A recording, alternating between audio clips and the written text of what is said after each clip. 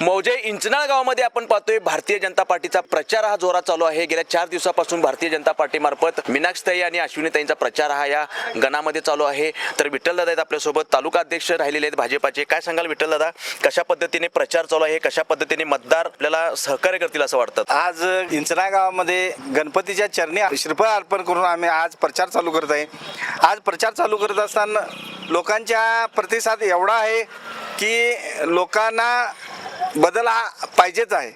त्याच बाबतीत बोलायचं झालं तर समस्या भरपूर आहेत। समस्या इतर फिल्टर नाही, फिल्टर हाऊस बांधायला चालू करून दिसत नाही।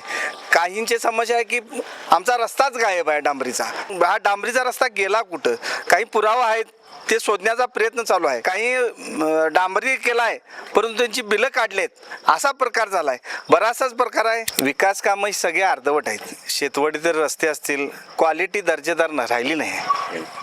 ह्याच्यासाठी आम्ही पुढं आवाज उठवणारच आहोत।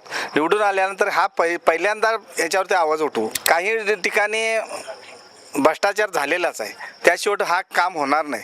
कारण प्रत्येक वर्षी प्रत्येक 2 वर्षाला रस्ता करावा लागतोय। कुठले कॉन्ट्रॅक्टर आहेत काही माहिती नाही, कुठलं कोण करतंय। बरं, इथं कॉन्ट्रॅक्टर जर असला तर त्याला पकडता येते। बाहेरचे कॉन्ट्रॅक्टर आणून रस्ता करायचे आणि विकास केला म्हणायचा, हे कुठलं काय न्याय आहे? इथला जर कॉन्ट्रॅक्टर स्वतःचा असता तर आम्ही जाऊन त्याला विचारला असता। हे बाहेरचे कॉन्ट्रॅक्टर आणायचे आणि रस्ते करायचे, ह्या मतदारसंघात तेच चालू आहे। इथून पुढे जनता कशा पद्धतीने तुम्हाला किंवा त्यांना कसं सहकार्य करतील वाटते तुम्हाला? जनतेसमोर चॉईस आहे मोदीजींचा, भाजपचा आणि आमचे देवाभाऊने लाडली बहिणा असेल, हा योजना आमच्या आहेत।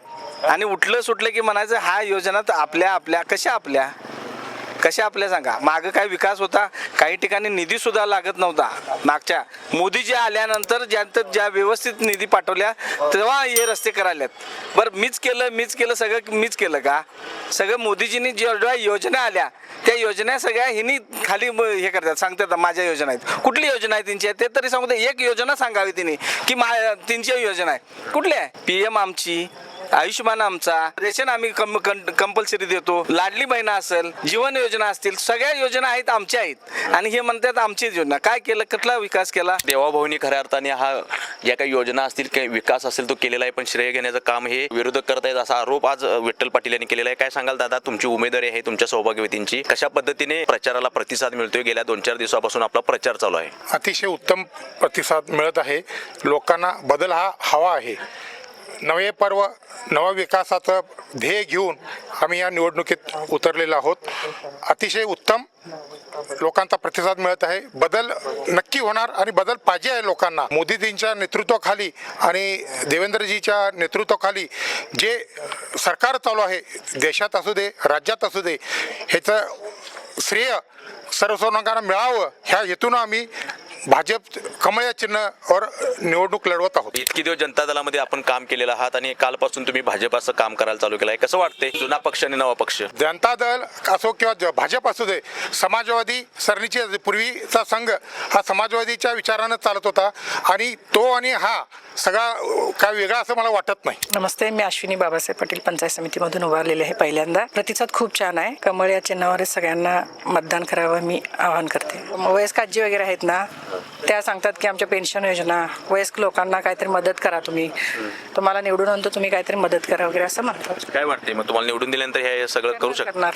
अवश्य करणार। अश्विनीताई ज्या आहेत ह्या इंचनाळमध्ये आज फिरलेल्या आहेत। गेल्या 2-3 दिवसापासून त्यांचा या मतदारसंघामध्ये दौरा चालू आहे। असं असताना आज आपण पाहिलं की इंचनाळमध्ये सुजितदादा देसाई जे आहेत हे आज भाजपामधून फिरताना दिसत आहेत, भाजपाचा प्रचार करताना दिसत आहेत। हे सांगण्यामागचा उद्देश असाच की गत निवडणुकीमध्ये सुजितदादा हे राष्ट्रवादी काँग्रेस पक्षाचे पंचायत समितीचे उमेदवार राहिलेले होते आणि आज आपण पाहतोय कमळ घेऊन ते फिरत आहेत। कमळ चिन्ह असणाऱ्या या उमेदवारांना निवडून द्यावे असे सांगत आहेत। काय सांगाल दादा, गत विधानसभा निवडणुकीमध्ये तुम्ही राष्ट्रवादीचा प्रचार करत होता आणि आता भाजपाचा प्रचार करताय? आमचे मित्र गिजवण्याचे पूर्वीचे मित्र होते, त्यांची एक खासियत आहे, ते सगळ्यांना बरोबर घेतात आणि आपला जोपर्यंत हेतू साध्य होत नाही ते जातात आणि शेवटच्या 2 दिवसात बरोबर घेऊन जाणाऱ्या माणसाला, व्यक्तीला, उमेदवाराला ते सोडून देतात आणि परस्पर सगळं कारभार करतात। त्याच्यामुळे त्यांना उलटून टाकण्यासाठी आणि गावातल्या सर्व नवयुवकांच्या विश्वासाला पात्र राहण्यासाठी. कारण नवीन पिढीचं जर आता सध्याच्या स्थितीला आम्ही बघितलं तर आम्ही सांगून सुद्धा कुठल्या ह्याला हे करत नाहीत. नवीन पिढी जी आहे ती मोदीजी मोदीजी म्हणतात. त्याच्यामुळं प्रवाहामध्ये जाऊन आणि विकास जर घडवायचा असेल तर भाजप पक्षाबरोबरच राहून विकास हा घडणार आहे. या बाकीच्यांच्या कुणाबरोबर राहिला तर घडणार नाही. कारण मी बघितलेलं आहे 15 वर्ष यांच्याबरोबर काम केलेलं आहे.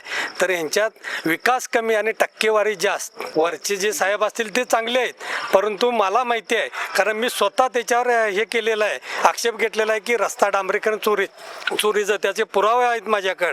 तरी पण त्याच्यावर वरून कारवाई होत नाहीत कारण मंत्री महोदयांच्या दडपणाखाली वरचे अधिकारी काही कारवाई करत नाहीत. तुम्ही उभारलेला निवडणुकीला पराभव पत्करावा लागला, त्यानंतर या 7-8 वर्षामध्ये काय विकास झाला असं वाटतं आपल्याला?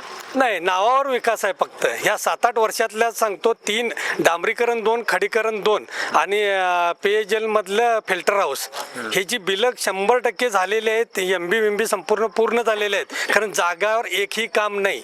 त्याची जिल्हा परिषद ZP कोल्हापूरला आम्ही तक्रार दिलेली आहे रितसर ह्याच्यात, तरी पण त्याच्यावर कारवाई होत नाही, निकाली काढतात. 3 रस्ते आहेत, एकच नाही 3 रस्ते आहेत आणि ते रस्ते झालेले त्यांचा दावा असताना आम्ही म्हणतोय चोरीला गेल्या झाले नाहीत. तरी पण आत्ता चालू ह्या आर्थिक वर्षामध्ये त्याच रस्त्याच्या पुन्हा त्याच्यावर 25 लाखाचा फंड पडलेला आहे.